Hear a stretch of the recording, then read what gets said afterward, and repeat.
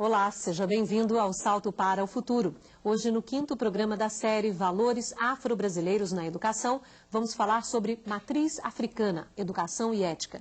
Para este encontro, convidamos o diretor de comunicação social da Unicid, a Universidade Cidade de São Paulo, Juarez Xavier. A Ialorixá Beatriz Moreira Costa, mãe beata de Iemonjá, que é presidente de honra da ONG Crioula, a Organização de Mulheres Negras. E a consultora em Educação e Relações Raciais da Coordenação Geral de Diversidade e Inclusão Educacional do Ministério da Educação, Denise Botelho. Contamos ainda com a sua participação. O Ilê Axé Opô Afonjá é um dos mais tradicionais terreiros de candomblé da Bahia. Comandado por Maria Estela de Azevedo Santos, a mãe Estela de Oxóssi, o Ilê Axé é considerado um patrimônio histórico nacional. Mãe Estela, a Ialorixá, é reconhecida como uma liderança negra. Já foi indicada ao Prêmio Nobel da Paz e luta para manter as tradições e práticas religiosas afro-brasileiras. A herança negra na cultura brasileira tem no candomblé uma de suas principais riquezas. Difundida pelo povo iorubá, a crença na força dos orixás e no axé, de acordo com Mãe Estela de Oxóssi, é um dos principais exemplos da resistência negra no Brasil. No dia da festa dos senhores, era o dia de folga para os escravos. Então, o escravo inteligente, ele aproveitava esse dia para venerar o orixá dele, para louvar o orixá dele. Então, quando os brancos cantavam as ladainhas lá em cima, eles cantavam os dos seus orixás, dançavam para os seus orixás na senzala. Na opinião de Mãe Estela, a longa trajetória do candomblé no Brasil tem sido vitoriosa. Você vê que foi plantado com a vinda dos negros para o Novo Mundo, e ele cultivou ao molde deles e conseguiu florescer muita coisa e está sendo conservado esse trabalho todo feito, desde da implantação até da germinação, do crescimento, e agora estamos na conservação e na evolução da coisa. Evolução que passa pela compreensão dos valores do candomblé. O orixá não tem pensamento negativo. O negócio que o orixá castiga, o orixá não castiga ninguém. Cada um que passa pelo que plantou na vida. O candomblé por si só é uma religião alegre. A pessoa, o africano para tudo, ele tem o cântico, ele tem o oriqui, ele tem a forma de saudar. Não é aquela coisa, né, de meu pecado, meu erro. Não, ele faz as coisas daí que todo mundo de orixá tem um compromisso com a verdade e com o bem. Mas afinal, quem são os orixás? O orixá é mais, orixás são essas folhas que estamos vendo, esse vento que está essa brisa que está nos refrescando, é tudo isso. Então, contra essas forças naturais, não tem nada que possa combater.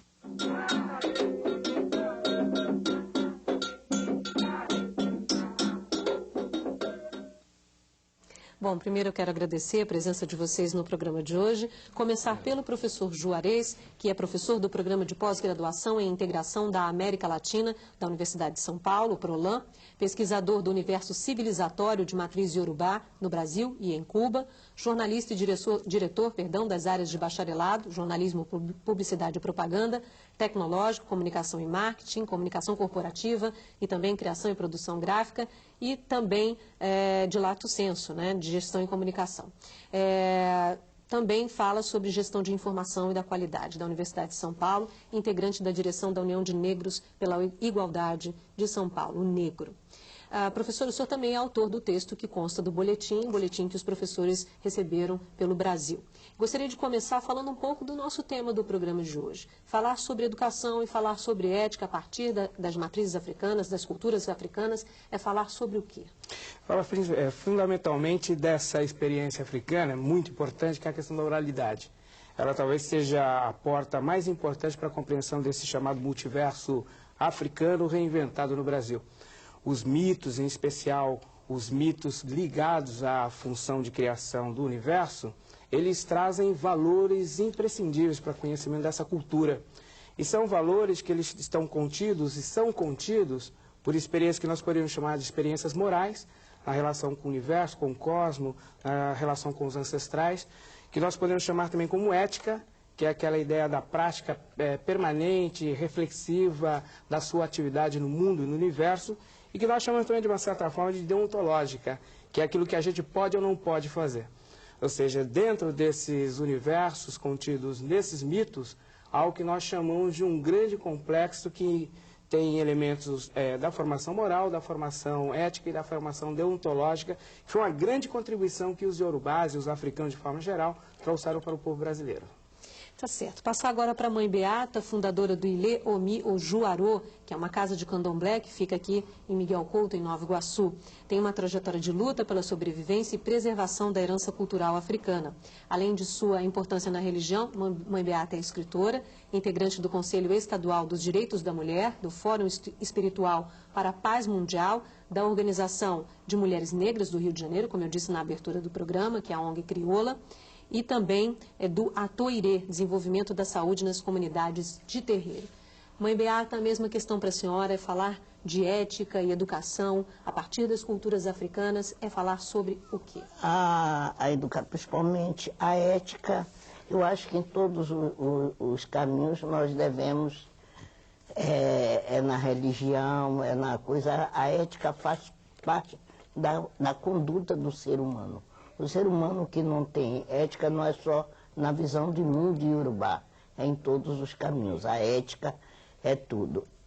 E sobre a questão da educação, um povo que não tem... A educação faz parte do ser humano, tanto na religião como... Seja em qual caminho seja, eu acho que a educação é que faz se você não tem conhecimento, a educação lhe leva ao conhecimento. Se você não tem o conhecimento das tuas raízes, das tuas coisas, e você só pode conhecer, discutir sobre as suas raízes, sobre o seu povo, com a educação. E é a todo momento que eu peço que quanto mais programa de implementação da educação, principalmente nas escolas, é tudo. A senhora falou uma frase muito bonita antes do programa começar, são as raízes que sustentam a raiz é exatamente que sustenta Então, se nós que somos afrodescendentes, se nós não soubermos a nossa raiz, o nosso povo de onde veio, como eles chegaram aqui para nós, hoje em dia, da maneira que nós temos o conhecimento, como eles chegamos aqui, é a maneira que nós temos para nos fortalecer a cada dia mais e fazer eles serem nosso povo, nossas raízes serem reconhecidas. A raiz do nosso povo negro, do povo africano. Tá certo. Eu queria passar agora para Denise Botelho, como eu disse na abertura, consultora em Educação e Relações Raciais, atua como consultora da Coordenação Geral de Diversidade e Inclusão Educacional da SECAD, pesquisadora em Educação, desenvolveu a pesquisa Educação e Orixás, processos pedagógicos no Ilê, Axé e Miagba, na Faculdade de Educação da USP, e também a pesquisa Ayanini, Educadores e Educadoras no Enfrentamento de Práticas Racistas em Espaços Escolares, Programa de Integração da América Latina, na Universidade de São Paulo. Denise, fique à vontade para a mesma questão, é falar sobre o quê? Saudações a todos, saudação em especial à Mãe Beata e toda a ancestralidade feminina que ela representa. Esse trabalho que eu realizei recentemente me permitiu aprofundar algumas análises, algumas reflexões a respeito da ética e da educação. Uma das coisas que eu acho extremamente importante ressaltar, inclusive já comentados aqui tanto pelo professor Juarez como pela Mãe Beata, que tem alguns princípios que são extremamente importantes dentro da matriz religiosa africana, que são a oralidade, a solidariedade, a coletividade e a ludicidade.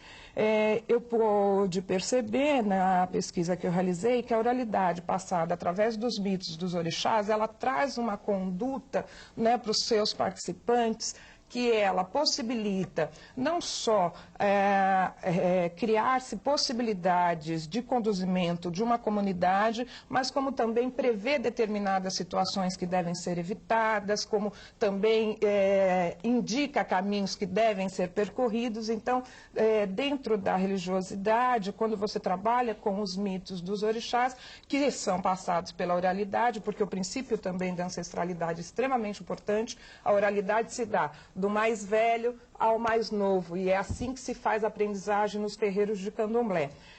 A solidariedade e a coletividade, ela é vivida no que dentro da religião chama-se de família de santo.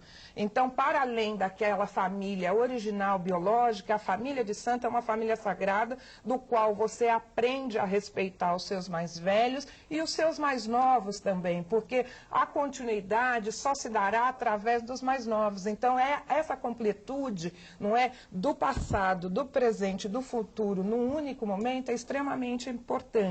E a ludicidade, que acontece através das danças e cantigas, porque nós, como disse Mãe Estela, nós participamos de uma religião, não é, que é alegre, que ela é feita através do canto, da cantiga, da roupagem. Então, essas questões todas nos conduzem a um posicionamento ético para a felicidade, porque não há outra missão do ser humano do que a felicidade. O Ludumare, quando permitiu que a civilização fosse posta, ele deu um único objetivo para nós: sermos felizes. Tá certo. A gente já tem a primeira participação do programa de hoje e é da Maria Madalena de Goiás. Olá, Maria Madalena. Olá, a gente perdeu sua ligação, retorna, por favor. A gente quer ouvir a sua pergunta. Eu vou, então, para a pergunta do Clair. É Clair Júnior. Ele diz o seguinte, professor Juarez: adotar o tema História e Cultura Africana e Afro-Brasileira nos currículos escolares é com certeza de grande valia para a formação de uma sociedade mais justa. Porém, a realidade escolar atualmente faz que os professores tenham pouco tempo para abordar aprofundadamente esse assunto, devido a horas de aulas semanais serem diminuídas, um conteúdo programático extenso e corrido e a ausência de interesse por parte de alguns alunos. Então, a questão é como adotar esse tema no momento atual. Primeiro, tem que se adotar o princípio de que é importante. Se você acha que é importante, você precisa criar inteligência para isso. Então, nós partimos do pressuposto que discutir a história dos africanos no Brasil e a presença africana no mundo é fundamental. Então, esse pressuposto é que deve valer para a gente poder orientar a nossa atividade. Segundo, a inteligência da universidade é capaz de resolver problemas como esses. Se a gente parte do pressuposto que a universidade tem mecanismos no campo do ensino, da educação e da extensão que permita atingir objetivos, se a gente parte desse pressuposto, é posto que dá para ser feito. E o terceiro aspecto fundamental é que não dá para a gente confundir a situação hoje de quase segregação do professor dentro desse universo de produção de conhecimento com o objetivo central da proposta. Quer dizer, para que a gente possa implementar, é óbvio que nós precisamos de condições materiais para isso. Professores com condições de ter educação contínua, professores que possam ter bolsa de estudos, bolsa de iniciação científica, professores que possam se titular. Eu acho que se nós tivermos convictos que é importante isso, se nós tivermos condições de mobilizar a inteligência da universidade e se nós tivermos a predisposição para isso, é possível atingir esses objetivos. Desculpe interrompê-lo, mas essa é uma questão fundamental. A academia está aberta para isso? Até que ponto? Eu sei que você faz parte de uma universidade, mas de um modo geral, como é que você enxerga o Brasil? As universidades já deveriam, pelo menos o que me parece, ter uma abertura para essa discussão estar na academia. Sem dúvida. Eu acho que tem um aspecto fundamental. Se você estuda a realidade da produção de conhecimento sobre a questão negra até os anos 70, você quase não vê o elemento afrodescendente, como a mãe Beata identificou aqui. A partir dos anos 70, você tem uma nova geração de negros e negras, jovens intelectuais, que passaram a discutir isso. E de uma forma organizada. Tem até uma organização nacional de pesquisadores negros. Quer dizer, há uma abertura na universidade em direção à necessidade do tema. E mesmo porque hoje o Brasil ele é muito visado em função dessa realidade. A necessidade de você discutir aspectos como pluralidade cultural, diversidade cultural, e como parte dessa realidade do Brasil, desse multiculturalismo brasileiro, abre-se essa possibilidade na universidade. Então, acho que nós temos os institutos, a universidade para isso, e temos a massa crítica necessária para isso hoje na Universidade Brasileira. Tá certo. Agora sim vamos ouvir a pergunta da Maria Madalena. Olá. Bárbara, boa noite. Nós queremos parabenizar a equipe do Salto para o Futuro, dizer que nós estamos juntos com vocês em sintonia desde 1994 e que esse curso vem despertar, junto com a Lei 10.639, veio despertar a nossa sensibilidade para abrir um projeto multicultural nas nossas escolas, porque elas ainda não se manifestaram sobre esse assunto. A pergunta de nossos cursistas, num possível projeto, como nós vamos sensibilizar os gestores das nossas escolas, também nossas autoridades, para viabilizar nosso projeto de trabalhar a multiculturalidade da nossa cidade, que é uma cidade tradicional e que tem muitas pessoas descendentes afro-brasileiras. Muito obrigada, Maria Madalena. Que bom que vocês acompanham a gente há tanto tempo, né? Volte mais vezes. Bom ouvir você aqui no programa Ao Vivo. Obrigada, viu? A gente conta com você na próxima série Ao Vivo, que é sobre violência. Obrigada. Mãe Beata, essa é uma questão extremamente importante. Hoje, o que se discute tanto nas escolas brasileiras é se tem uma gestão democrática, uma direção que acolha essas opiniões, as opiniões de todo mundo, de toda a comunidade escolar, dos pais, dos professores, dos alunos. Como então, como pergunta a Maria Madalena, sensibilizar, ela usa essa palavra, os gestores para que essa discussão esteja presente, sem sombra de dúvida, apesar da lei, embora seja obrigatório, mas que isso seja algo mais natural dentro das escolas. Exatamente, e que seja cumprida, né? Que essa lei seja cumprida. Que eu me sinto orgulhosa hoje em dia quando eu vejo os meus netos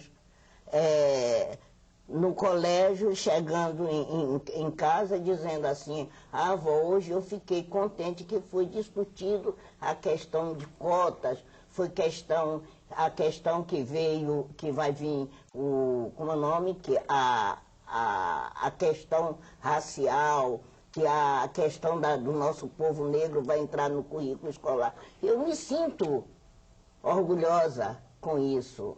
Eu estou uma mulher de 74 anos e no meu tempo não era possível isso. Era só a cultura europeia, mitologia grega. A mitologia grega, era o latim, tudo isso. E hoje em dia isso é uma coisa maravilhosa. E eu espero que, porque a lei já existe, só falta ser respeitada e ser cumprida. Que as pessoas que são responsáveis se sensibilizem que nós não estamos, nós negros, nós afrodescendentes, não estamos pedindo. É um direito que nos assiste. A cultura é o direito de qualquer ser vivo do Aie, que é o mundo ao qual o Olorum criou.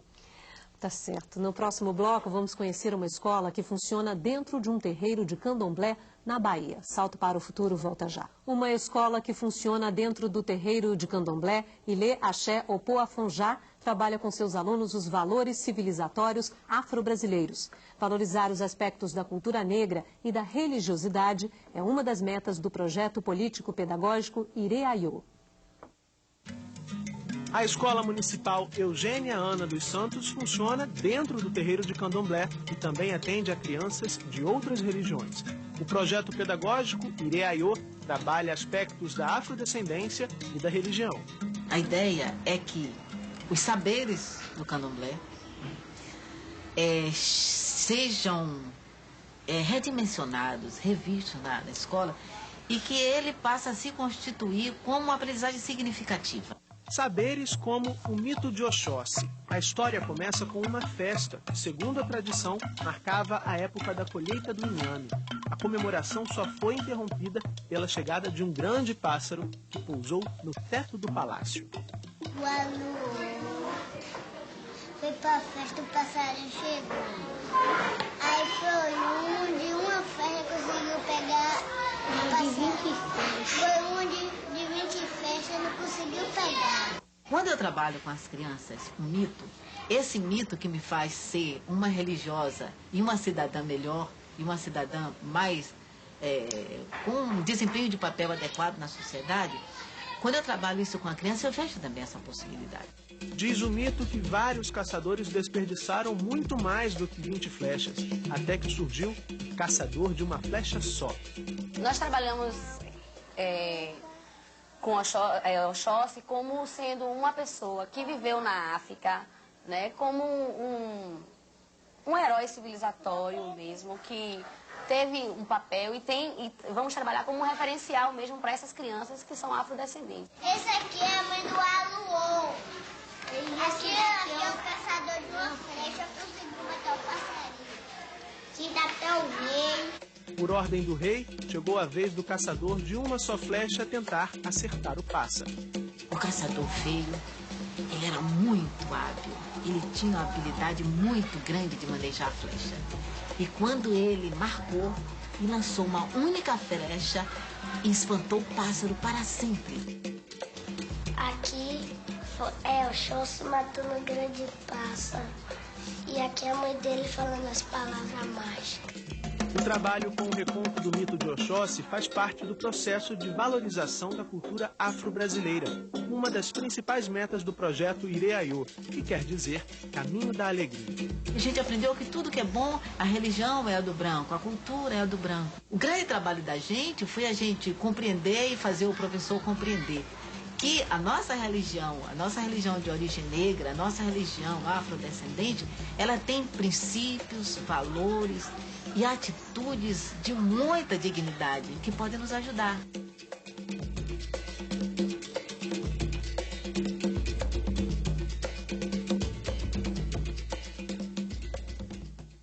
Bom, Denise, eu queria aproveitar esse vídeo que a gente acabou de assistir e fazer a pergunta dos professores cursistas da TV Escola de Anápolis, em Goiás.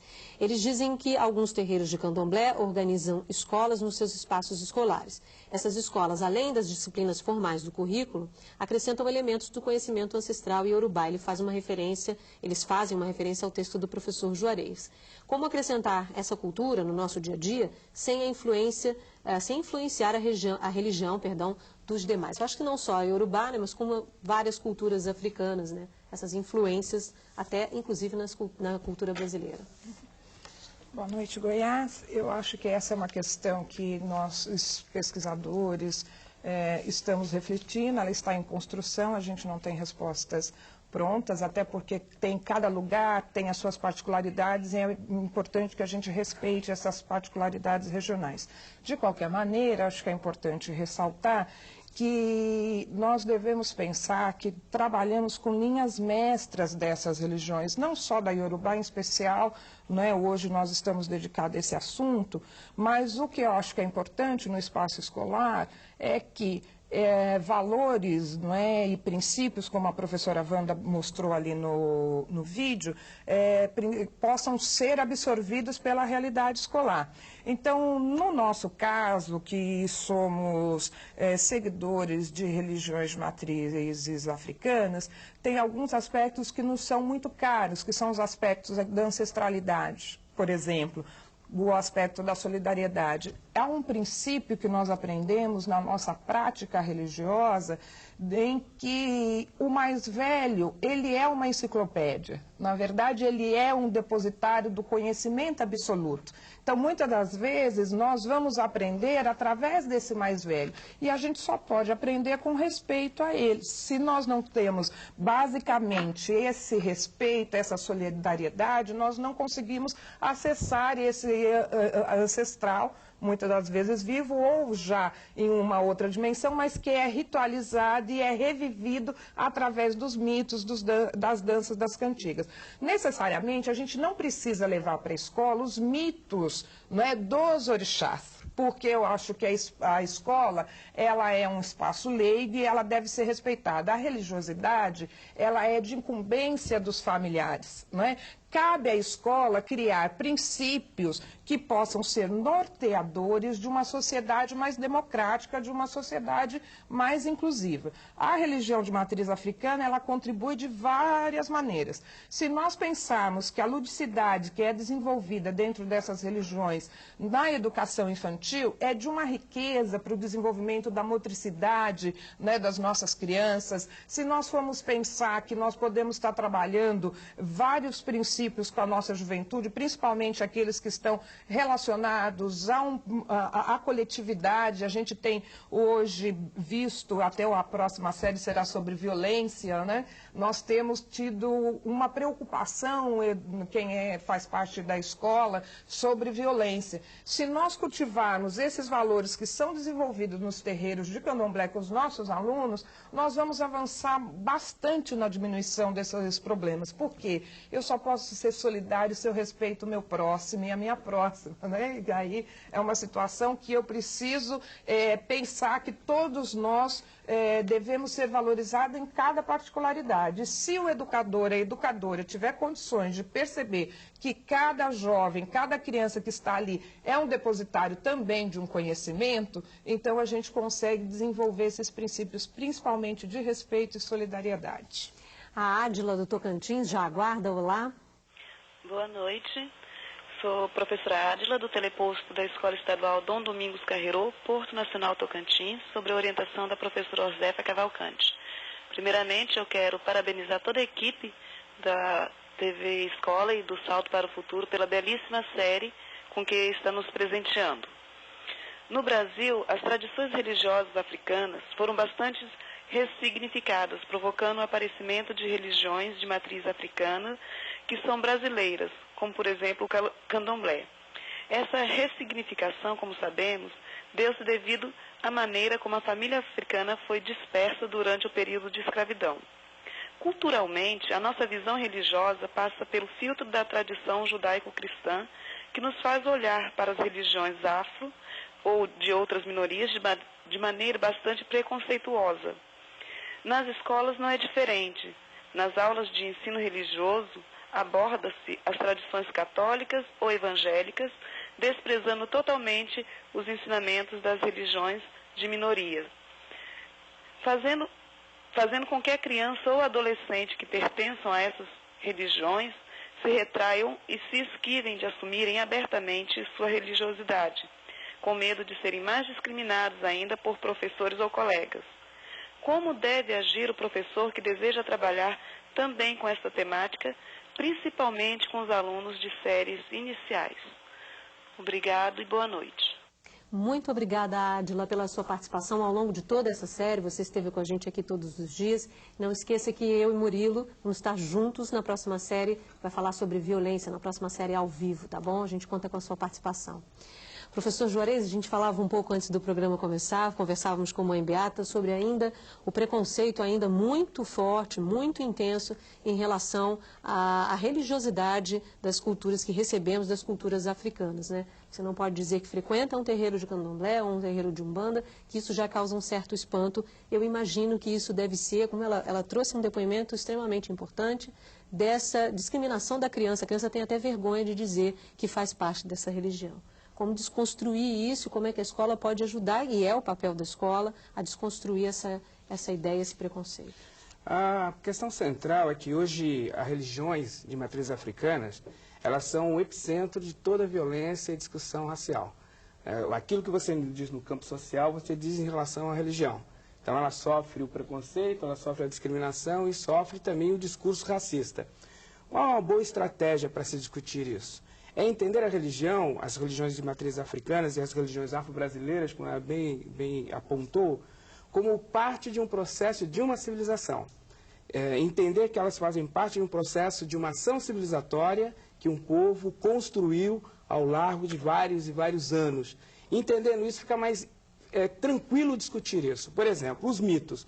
Já existe hoje uma metodologia já consagrada entre os mitólogos, que a gente pode adotar como trabalho na escola, né? O mito, ele tem uma dimensão que nós chamamos de uma dimensão mística, que é a dimensão da relação daquilo que Mãe Beata chamou de Aê e Orum, que é uma relação de um mundo imaterial e material, de um mundo sagrado e de um mundo histórico. Então, essa dinâmica da relação, ela pode permitir vários níveis diferentes de reflexão. Há uma dimensão cosmológica, que a Estela, no vídeo apresentado, destacou. Cada um dos orixás está ligado a uma força cosmológica e, portanto, uma força da natureza, que permite também compreender e entender essa relação e interação com a natureza.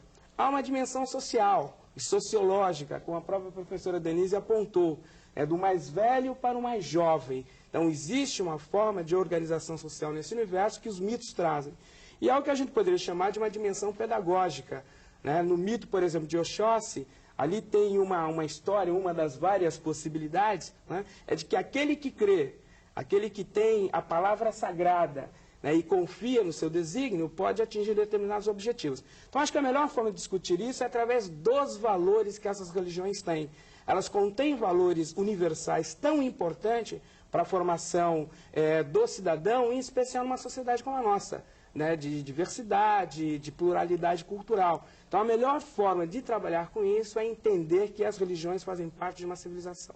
O Beata falava um pouquinho antes do programa começar que um dos orixás, a senhora me corrija se eu estiver errada, que foi transformado por quem discorda da religião foi Exu. Ganhou uma conotação demoníaca que não é real. O que Exu representa para... Para mim, Exu é o princípio.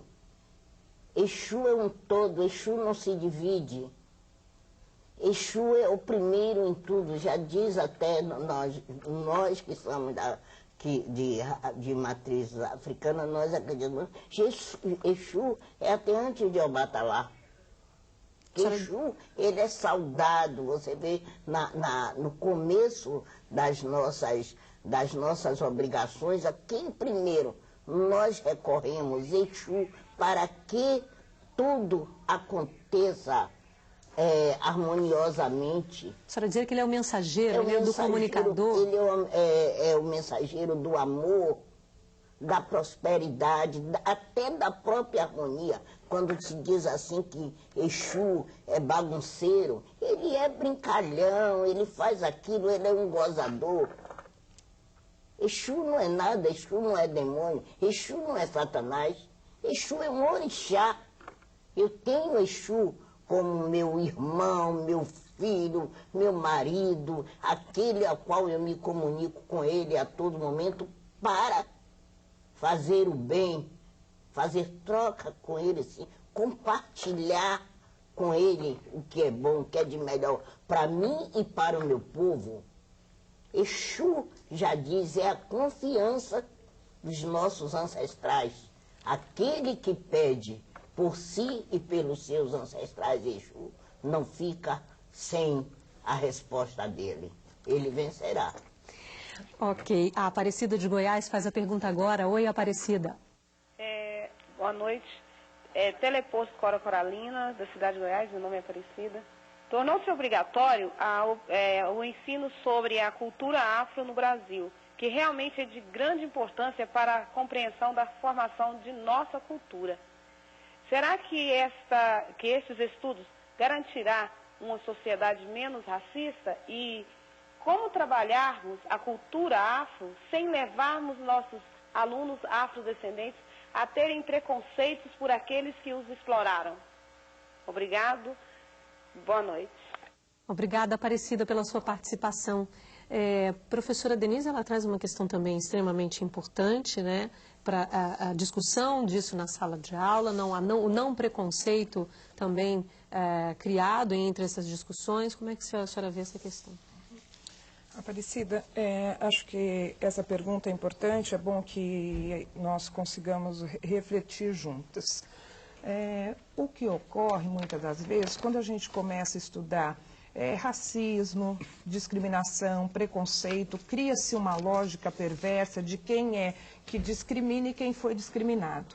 Hoje, acho que a gente já pode ultrapassar essa lógica perversa e pensar que nós eliminarmos da sociedade traços racistas é um ganho para todos os grupos étnicos. Então, independente da cor da pele das pessoas, sejam pessoas negras, brancas, descendentes de orientais ou de grupos étnicos como ciganos, palestinos, o importante é pensar que nós temos um arsenal de contribuições e de conhecimento africanos e afro-brasileiros que, quando nós trazemos para a realidade educacional, isso contribui não só para a inclusão dos alunos que, na sua grande maioria das vezes, estão fora, estão marginalizados dentro desse processo, mas também nos permite nos identificarmos dentro do espaço escolar, porque muitas das vezes a escola se torna um lugar de não identidade. Isso faz com que a criança ela não se perceba, ela não se sinta, ela não tenha adesão ao processo educacional.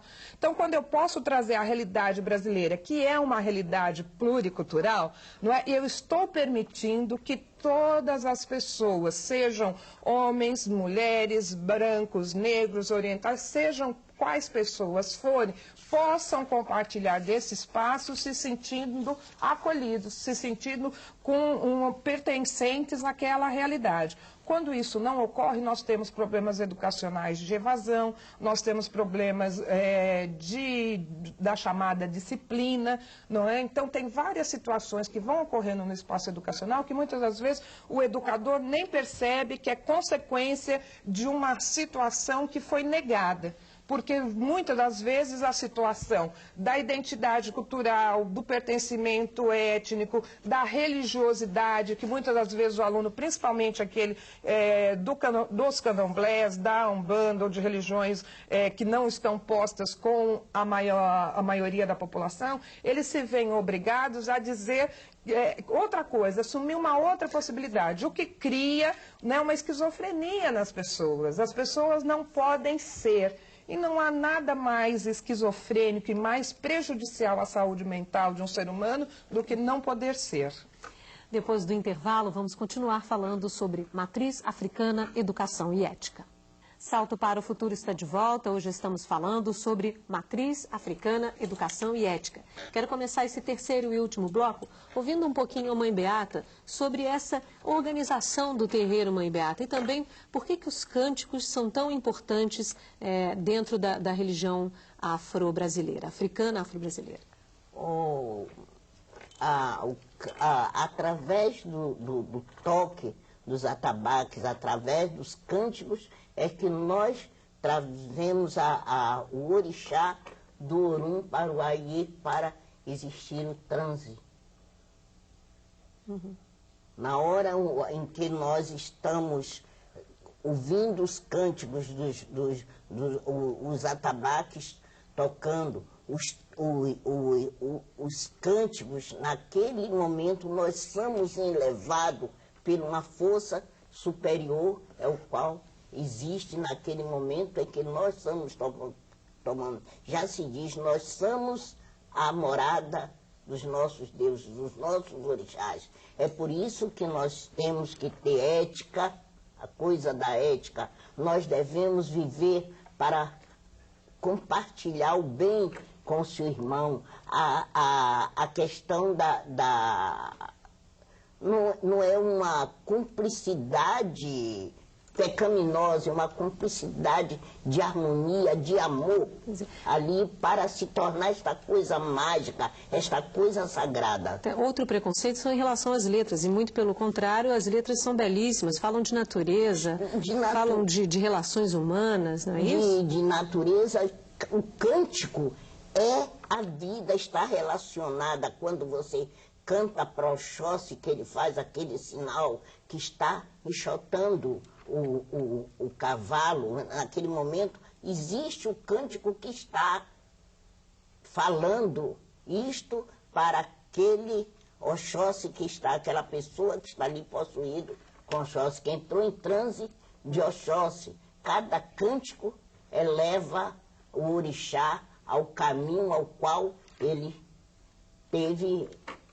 tem. Então é muito importante os cânticos e o toque dentro da organização, dentro do EBE.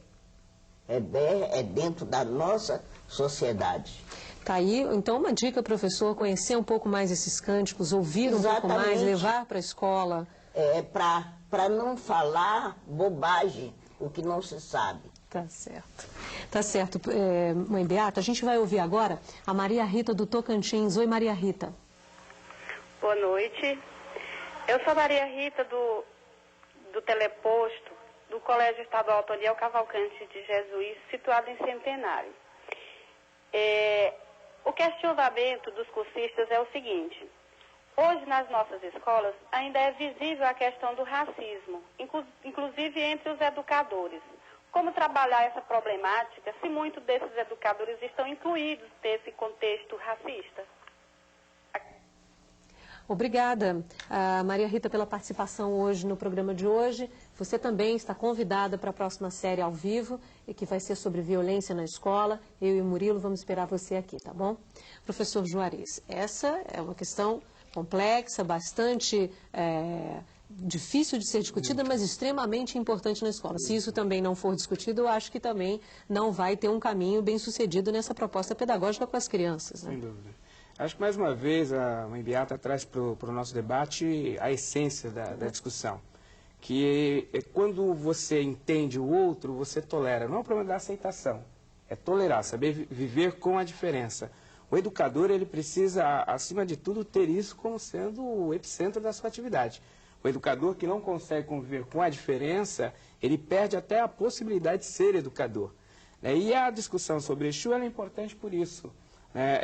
Há uma certa ideia de que a destruição dessa imagem de Exu, ela implicou a submissão do negro. Recuperar essa imagem de Exu na sua totalidade significa recuperar essa ética, essa ação deontológica e essa moral em relação ao sagrado. O educador, para poder entender esse universo, ele precisa se despir dos seus preconceitos para poder compreender esse universo. E a riqueza desse universo. Exu, por exemplo, nós estamos falando de ética. Exu ele pode ser considerado a ética de Olodumare. Ele não é a ética individual, mesquinha. Ele é a ética da transcendência, do sagrado, né? E nesse sentido ele é absolutamente ético. Para compreender esse universo, para compreender isso, o educador ele precisa se desarmar daquilo que se construiu sobre a imagem dos orixás e particularmente da imagem de Exu. Talvez um bom exercício seria esse. Entender essa multiplicidade de Exu, compreender, por exemplo, que nesse universo religioso, essa ideia de bem ou mal, ela não cabe, né? É necessário que a gente entenda as ações como sendo parte de um processo muito mais amplo, né, que tem a ver com a preservação da ancestralidade, e nesse sentido, ser ético é preservar a ancestralidade. Então, entender esse universo talvez seja um bom caminho.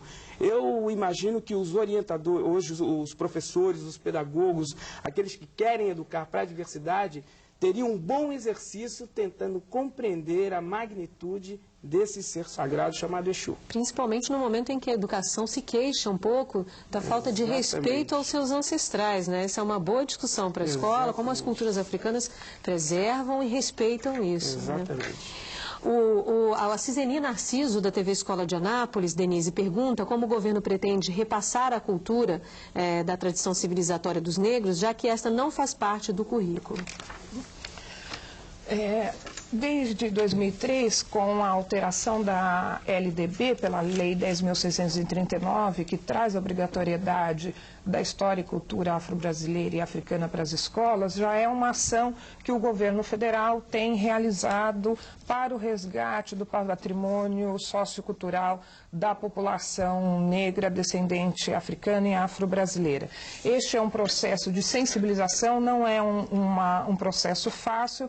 Depois da Lei 10.639, nós já tivemos editado as diretrizes nacionais para as relações raciais nas escolas e, na verdade, o que ocorre é que muitas das vezes o gestor, que é responsável, né, pela liberação de verba para a formação do educador, da educadora, ele ainda não está sensibilizado para a introdução da lei. Isso nos tem trazido bastante dificuldade para que, de fato, a gente alcance uma realidade mais democrática. Do ponto de vista das nossas ações do Ministério da Educação, estamos realizando no território nacional diversas atividades, entre elas fóruns que têm a participação de educadores, de gestores, da sociedade civil. Nós estamos tentando, a cada estado que nós vamos realizar os nossos seminários, trazer a população para que participe, porque muitas das vezes esse conhecimento que hoje nós estamos trazendo para a escola, ele não está sistematizado, né, ainda na forma de livros, não de bibliografia específica, mas muitas das vezes está no conhecimento dos mais velhos, está na capoeira, está no candomblé, está nas manifestações que foram preservadas pela população afro-brasileira.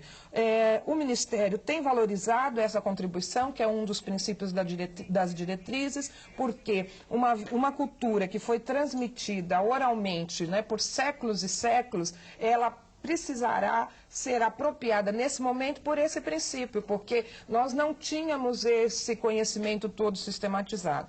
Num segundo momento, na segunda fase de atuação, nós estamos começando a sistematizar todos esses trabalhos com algumas publicações. A nossa coordenação já teve condições de reeditar alguns livros que são bastante procurados, como o racismo, que trabalha com a temática do racismo, da diversidade, e principalmente aqueles que estão voltados para a implementação da Lei 10.639. Hoje, pelo site do MEC, a gente consegue, inclusive, ter acesso a essas publicações. A gente está na reta final, finalzinho do programa, fechamento. Gostaria de ouvir de vocês agora as suas considerações finais. O que vocês querem destacar sobre o que discutimos hoje aqui, professor Juarez? Destacar que é fundamental para que a gente possa compreender o que é o país, o que é o Brasil, o que é o seu povo, o que é a sua história, o que é o seu futuro, a compreensão da presença africana no Brasil. A contribuição dos valores africanos presentes no Brasil, no nosso dia a dia, na nossa cosmogonia, na nossa cultura, no nosso jeito de ser, na nossa ética, no nosso comportamento, no nosso jeito de ver e conhecer e compreender o mundo e absorvê-lo. Compreender isso, ter presente essa presença africana na cultura brasileira é indispensável para construir um país de fato democrático, um país igualitário, um país que tolere as diferenças, esteja plantado numa pluridiversidade, uma diversidade humana, política, social mais plena. A gente ainda tem um tempinho, a gente vem assistindo aí conflitos na França, no interior da França, muitos são afrodescendentes, gerações, filhos de pessoas de imigrantes que foram para lá, que não se reconhecem naquela sociedade. O que a gente pode aprender com essa história que está acontecendo agora? Que não se pode segregar. O que acontece na França foi o que aconteceu na Bélgica, foi o que aconteceu na Holanda, foi o que aconteceu em Londres, foi o que aconteceu nas grandes cidades norte-americanas. Nós não podemos repetir essa mecânica de segregação. No Brasil há um paradoxo muito interessante que tem que ser resolvido. Há, por um lado, uma grande miscigenação cultural aceita, o candomblé, a capoeira, a presença negra no futebol é muito aceita, mas não há aceitação da presença civilizatória africana. Então nós precisamos superar esse paradoxo incorporando as pessoas, para que a gente não viva amanhã uma situação como essa que se vive na França. Há um outro problema também, se nós não resolvermos isso, esses altos índices de violência que nós vemos disseminados na sociedade brasileira também não será resolvido. A melhor chave é a incorporação no exercício da cidadania de quem hoje está segregado. Muito obrigada, professor. Denise, seus destaques. Eu gostaria de fazer um convite a educadores e educadoras que possam, dentro de todo o seu cabedal de atividades educacionais, mas que procurem conhecer esse universo que está posto nos princípios civilizatórios africanos. Eu sou educadora, sei da nossa dificuldade de acesso de material, de disponibilidade de tempo. Agora, não podemos esquecer que ser educador, e principalmente educador numa opção pela paz, é criar possibilidades. Não existe transformação social se nós não criarmos possibilidades no enfrentamento da falta de tempo, na falta de material, das dificuldades. E principalmente que a gente possa se despir dos nossos preconceitos, dos nossos valores para conhecer novos universos. E este universo das religiões de matrizes africanas é um universo que poderá com certeza trazer elementos didático-pedagógicos que muito irão ajudar vocês em sala de aula. O que o professor pode encontrar no site em relação a essa discussão? Hoje nós já disponibilizamos no site uma publicação que chama-se Educação Antirracista, que ela tem como base discussões que estão sobre a implementação da Lei 10.639. Várias experiências também serão disponibilizadas numa central que no dia 20 de novembro, dia da comemoração da morte do Zumbi de Palmares, que nós vamos poder, então, que vários educadores poderão estar acessando com informações as mais diversas possíveis. Essa central de informação estará acessível a partir do dia 20 de novembro. Obrigada, Denise. Mãe Beata. Eu quero falar de antemão que a lei está aí sobre a questão da história da África nos meios de ensino. Só falta ser respeitado.